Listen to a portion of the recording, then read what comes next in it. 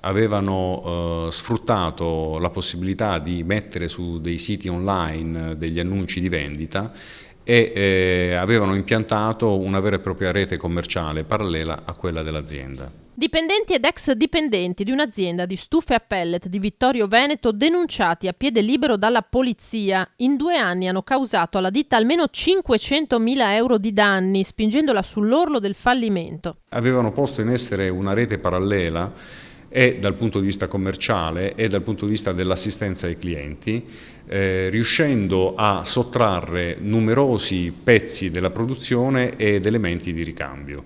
Rivendevano le stufe a prezzi inferiori e ai clienti le garantivano un paio d'anni, assicurandosi però che chiamassero per eventuali manutenzioni loro e non la ditta produttrice. Indagine nata da una precedente operazione a carico di un ricettatore albanese, anche lui ex dipendente. Tra i pezzi che gli erano stati sequestrati c'erano anche stufe a pellet.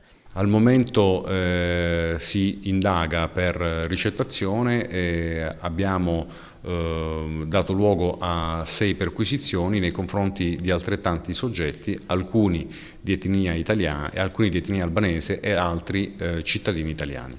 Tra loro anche una donna. La polizia ha sequestrato nelle abitazioni dei 6 numerosa refurtiva anche delle biciclette. Le foto per il riconoscimento sono postate sul profilo Facebook della Questura di Treviso.